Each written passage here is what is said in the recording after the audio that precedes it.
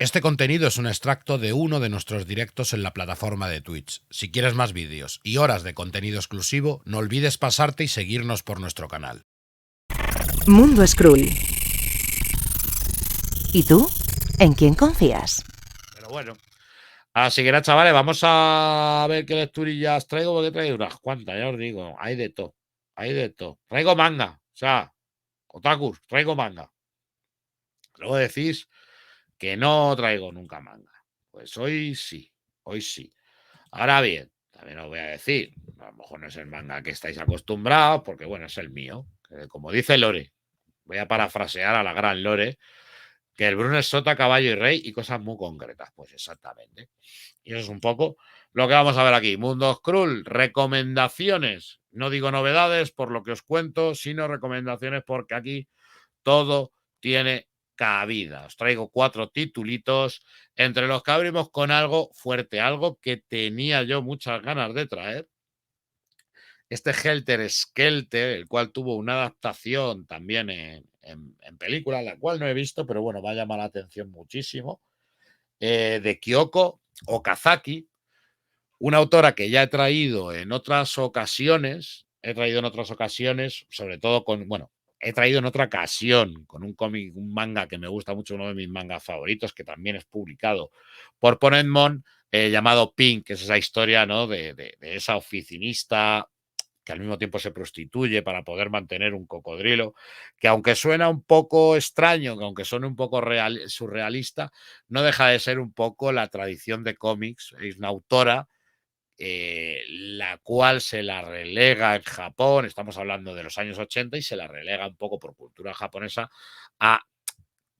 sé que tiene nombre, no sé si es, no sé, José o no sé qué historias es. El caso, el cómic femenino, ¿no?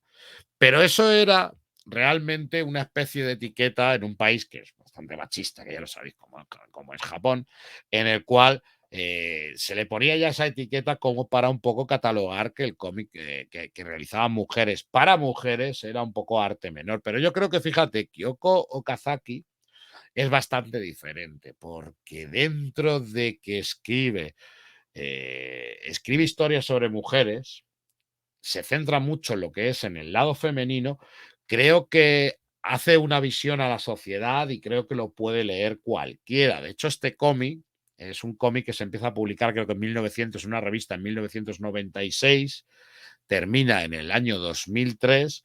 Poco a poco es publicado, pues ya os digo, durante muchos años, y que aquí, pues bueno, nos llegó de una manera conjunta, publicado por Ponenmon, Fallazo también. Bueno, no, Fallazo no, este está en sentido oriental, mientras que creo que el del Pink era sentido occidental, ¿no?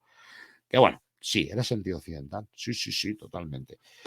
Pues aquí la verdad es que tenemos una historia bastante guapa, bastante real y que en ningún momento ha perdido su efectividad, pese a que estábamos hablando de que se crea en los años 90.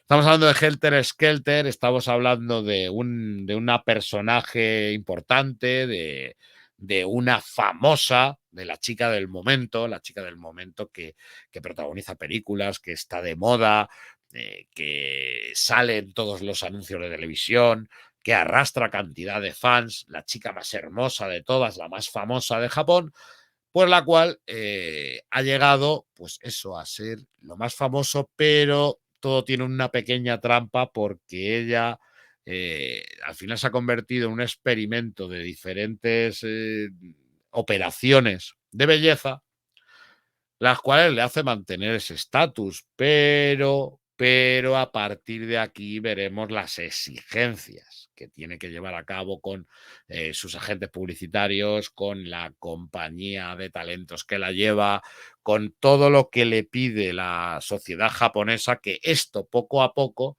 se irá mezclando con lo que es el trauma del paso del tiempo, la degeneración del cuerpo, el que esas operaciones tienen caducidad, y esto hará que cada vez las exigencias sean mayores, ella viva en un mundo de terror, de no perder completamente su estatus, al mismo tiempo que va perdiendo también la cabeza. al mismo tiempo que ese miedo a no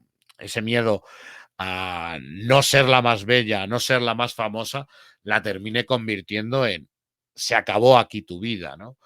Y vamos a ver cómo se llega a un punto completamente deshumanizante, cómo la moda puede completamente acarrear traumas en una persona famosa, cómo terminan por tomarse el hecho de que sean completamente meros objetos, y ya no hablo de objetos sexuales, sino meros muñecos que valen para pues para ganar dinero. Y veremos cómo está ridículo llegará un momento que se convierta en algo muy turbio, empezará incluso a plantearse sus relaciones sexuales, su identidad sexual, empezará a replantearse incluso sus amores, ¿no? Sus caprichos, convirtiéndose en alguien completamente egoísta, porque al fin y al cabo ha estado criada sobre un entorno egoísta. Hace muchas reflexiones, tiene muchas segundas lecturas de cómo predomina la belleza, de cómo la belleza es lo importante, de cómo es, da igual que seas lista, que seas trabajadora, simplemente tienes que tener una cara preciosa y ojo, no te estropees, porque luego el día que te estropees no te va a querer nadie y va a venir una tía más joven, va a venir la nueva chica de moda, te va a pegar un codazo y va a ocupar tu sitio y nadie se acordará de ti. Y en el momento que nadie se acuerde de ti, no tienes familia, no tienes amigos, porque has renunciado a todo ello por un sueño que al final se ha convertido en una pesadilla. Un cómic muy divertido, mucho humor negro, tiene también unos toques bastante perturbadores por cómo durante todo el momento Kyoko va a ir retratando a esta Ririko la va a ir retratando cada vez más tarada, cada vez más loca, hasta un punto en el que se ha metido ella propia en su propio mundo y en el que solo se acuerda de ella misma. Un cómic muy, muy, muy bueno, un cómic completamente que me hace ganas de querer leer más de esta autora, pero tenemos la mala suerte que salvo este Helter Skelter y Pink, no tenemos más ejemplos aquí en España, al menos que yo sepa, de esta autora. Cuando os digan que es cómic para mujeres, olvidaos. Ni Pink ni este cómic es para mujeres, es simplemente para alguien que disfrute de una buena lectura. Y sabéis que yo con el manga no soy muy partidario. En total son pues mira, son 320 paginillas. Así que bueno, ahí tenéis una lecturilla de manga bastante interesante y que os va a hacer reflexionar bastante.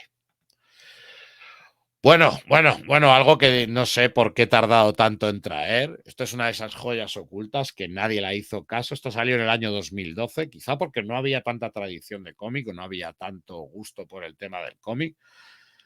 Quizá porque es un título bastante difícil de catalogar. Bueno, no es tan difícil de catalogar. Lo que es difícil de ubicar es a Kagan MacLeod, que Kagan MacLeod realmente es un dibujante casi desconocido en cuanto a cómic, es bastante conocido en prensa, porque es de tiras de prensa, y de repente, pues su amor por esas películas de finales de los 70, principios de los 80, de karate, incluso veremos también esa afición un poco por la Blaxploitation, ¿no? Las películas de las películas y la cultura de la Blaxploitation, pues vamos a ver aquí una mezcla de esas cosas que tanto le gusta, vamos a ver aquí esas referencias incluso a Karate Kid y todas esas películas que pusieron de moda el karate. Los que vivisteis mi época sabréis que en los 80 estaba muy de moda el apuntar a tu hijo a karate, ¿no? Y que todos supieran, si no era judo, era karate. Y es que las películas de artes marciales estaban muy en boga, estaban muy en boga. Y eso que nos llegaron con años de diferencia nosotros aquí en España, ¿vale? Pero bueno, es lo que había, no vivíamos en la aldea, no vivíamos en la aldea global. Entonces, Kagan MacLeod lo que nos trae aquí es Kung Fu Infinito. Un cómic que en muchos casos incluso lo veréis en la sección de manga, ¿no? Porque, claro, es Kung Fu, vemos a tíos con kimono, vemos letras japonesas, vamos a llevarlo a la sección de manga. Y no estamos ante un manga, estamos ante un cómic americano que recoge completamente las mayores tópicos o las mayores señales significativas de lo que es pues todas esas películas y todo lo que es esos tópicos que tanto nos gustaban y que tanto nos enganchaban a la pantalla, pero todo ello muy bien mezclado, con mucho gusto, con un gran trabajo de dibujo, con una gran narrativa gráfica. La verdad es que es gloria ver las peleas de Kung Fu que se marcan y con una historia bastante interesante que nos deja, y con muy buen gusto, que nos deja mezclar todo. Estamos ante 8 casas, estamos ante 8 protectores del planeta, 8 del mundo, los cuales, pues para seguir siempre con su legado, terminan cogiendo a un discípulo. Terminan cogiendo a un discípulo y este discípulo pues será el que siga sus pasos, le entrenarán por si algún día hay algo chungo en el mundo y sabiendo que va a haber algo. Y es que el infierno está superpoblado, ¿no? El mal de la tierra ha hecho que las almas del infierno esté superpoblado, que estén todas ahí masificadas. Por lo tanto, la reencarnación es completamente imposible, ¿no? Tienes que tener mucha suerte para reencarnarte y para coger un cuerpo vivo. Así que lo que tendremos aquí es una solución.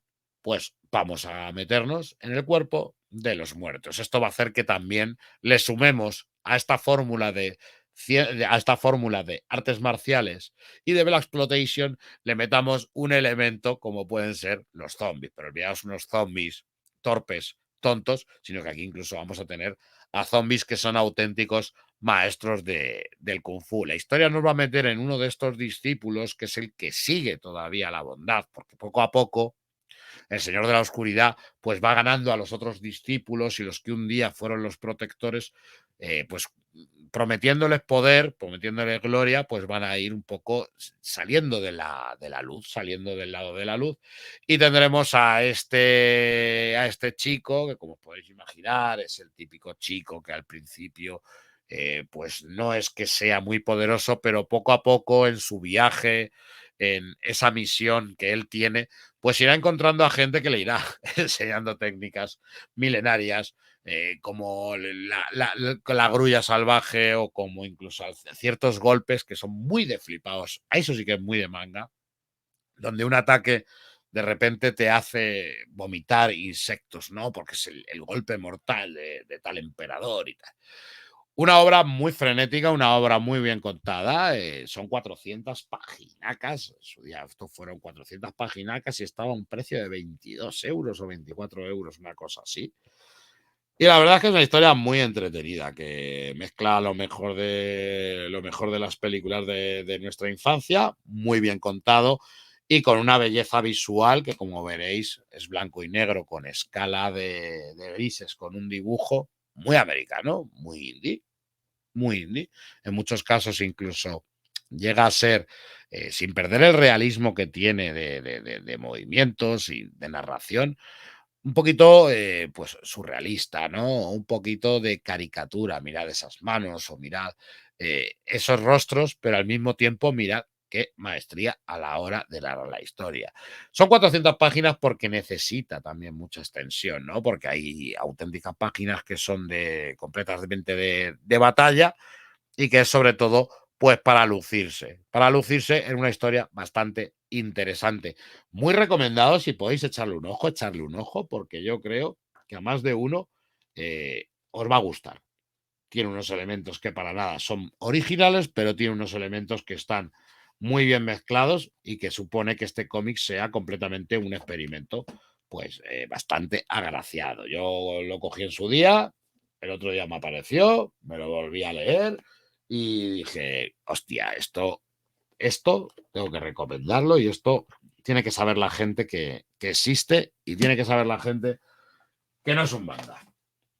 Así que ahí os lo dejo. Hace 10 años se publicó, creo que además fue por diciembre también, Kung Fu Infinito de Kagan MacLeod. Si podéis echarle un ojo, podéis haceros con él, al menos biblioteca, tienda de segunda mano, si os lo pueden dejar, echarle un ojo porque creo que no os va a desagradar.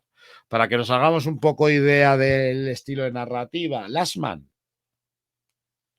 poco más flipado, un poco más, donde se mezcla más la fantasía, ¿no? Y la imaginación, pero para que nos hagamos la idea de cómo se lleva el ritmo de las luchas, por ejemplo, ¿no? Y cómo es importantísimo el dibujo en algo de lucha. Creo que era para lucirse y creo que lo consigue. Es todo un homenaje a lo que son las películas de artes marciales. Por otro lado, venga, esto ya lo tengo yo más visto que el TVO. Y es que, bueno, esta es la edición 20 aniversario de El asombroso Cabeza de Tornillo. El asombroso Cabeza de Tornillo pues fue una pequeña historia humorística que realizó Mike Mignola.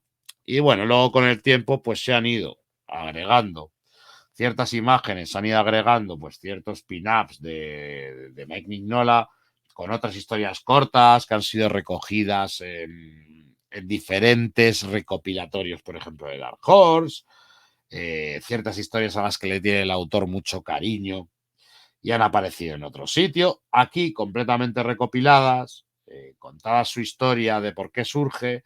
Le conocemos con Hellboy, le conocemos con el terror gótico y aquí pues es un poco el otro Mignola, ¿no? ¿Qué otras cosas le gustan a Mignola? Pues el steampunk, le gusta también lo victoriano, ya lo sabemos todos, veremos aquí incluso ciertas historias que tienen que ver mucho con la magia o que tienen que ver mucho con ciertas leyendas, ahí sí que sigue pareciéndose a lo que trabaja en Hellboy, ¿no? El coger historias que a él le han encantado de ciertas culturas y plasmarlas a su manera.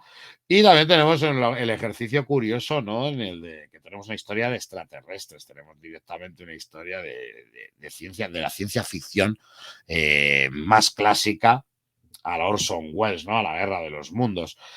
¿Qué tiene de especial esta edición? Aparte del tamaño, aparte de este bordecito con telilla, ¿no? Que es un poco es un poco el mismo formato que tienen el 20 años de Hellboy o varios cómics de Hellboy que han salido en plan especiales. Tiene exactamente el mismo tamaño y nos recoge lo que ya nos recogía ese tomito tamaño comic book que ya salió en su día publicado por Norma, más las páginas de Axor Matademonios, que es un cómic incompleto de un personaje de Mike Mignola que, bueno, no os voy a mentir, tiene mucha pinta de ser un Hellboy más o que tiene pinta incluso de ser un poco... es que esto es puramente Hellboy, ¿no? No faltan tentáculos, no faltan pulpos, pero es algo que no se llegó a publicar, que quedó incompleto y bueno, luego unas pequeñas reflexiones sobre Axor, que es lo nuevo que han metido, y luego bocetos, páginas y las historias que hay detrás de cada una de las historias cortas que nos ha ido presentando durante todo el cómic. Atentos a la de Katy Mignola, la nombro siempre mucho, pero me gusta mucho. Es la que hizo, se lo contaba volviendo del colegio en el coche al padre con 7 años. Y Mike Mignola quiso plasmar esa historia del dibujo de su hija. Y la verdad es que queda una historia muy cuca, que además es una pistilla ahí que os doy. Si tú tenés esa historia y has leído Hellboy en el infierno, verás ahí que hay una conexión. Una pequeña conexión. No sabemos por qué, pero hay una pequeña conexión. Y bueno, y ahora lo que os decía, Bellermo, los maestros inquisidores de Perú, Gux, Jarry y de Flano. Tenemos el volumen 1, que son los dedicados a dos personajes, Obeirón y a Sasmael. Yo creía que esto entraba dentro de lo que era elfos, o entraba dentro de lo que era orcos, y me dijeron que no. Me dijeron que no, que esto iba un poco independiente. Pero bueno, te da igual, porque es un poco orcos y elfos, ¿eh? Hay una guerra en Occitania que dura como unos 1000 años. Una guerra en la cual se han hecho atrocidades. Ya sabemos todos lo que suele ocurrir en las guerras. Ya sabemos todos la violencia, las violaciones, el abuso de poder. Y parece que todo está permitido durante esos 1000 años, ¿no? Porque es una guerra, porque es el enemigo.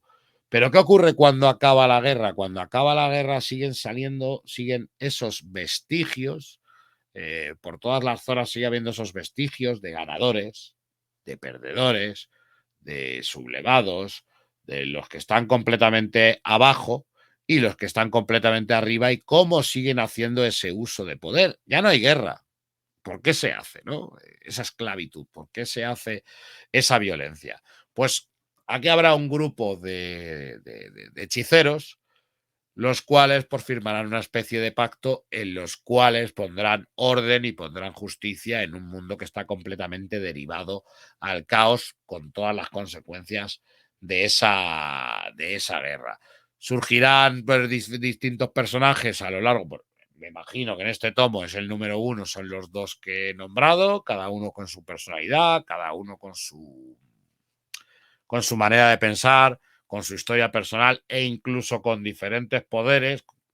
Veremos cómo resuelven todos estos casos al mismo tiempo que se va conectando, creándose nuevos enemigos, haciendo que se pongan el punto de mira de aquellos que no quieren perder el poder, haciéndose aliados, pues iba a decir poderosos, pero haciéndose aliados bastante extraños que le ayudarán en su cruzada, sobre todo a este primero, a Obeirón, mientras que, por ejemplo, la historia de Sasmael es más una historia completamente de venganza. ¿Qué me ha parecido? Una historia de fantasía épica más, ¿no? Como puede ser la Catedral de los Abismos. No tiene conexión con elfos, pero saben elfos. No tiene conexión con orcos, pero saben orcos. Y es una historia más. Del dibujo no puedo decir nada malo, porque le pasa un poco como a las otras de las que estoy nombrando, que creo que se preocupan muchísimo en el dibujo. Creo que se preocupan mucho en plasmarnos esos mundos de fantasía de una manera muy bonita, de una manera muy llamativa. No tengo ninguna queja ni con color, ni con dibujo. Hace completamente agradable la lectura. Es entretenido, pero quizá no es mi género. Quiero decir, no me crean empatía los personajes. Creo que no me hacen llegar, ¿no? Me sé que me vas a contar me cuentas la historia, me la leo, me entretengo, la disfruto, pero no veo que tenga un gancho que me haga, por ejemplo, ir a buscar el Maestros Inquisidores 2. Lo bueno que con este Maestros Inquisidores 1, pues mira, tienes 2 historietas, es verdad que tiene ahí una pequeña conexión, que te dan pistas de hacia dónde va a ir o hacia dónde se va a juntar todo. Pero bueno, son los 2 primeros números para presentarnos un mundo completamente diferente, un mundo en ruinas, un mundo en el que hay que poner justicia y estos hechiceros que quieren pues, realmente restablecer un poco la paz.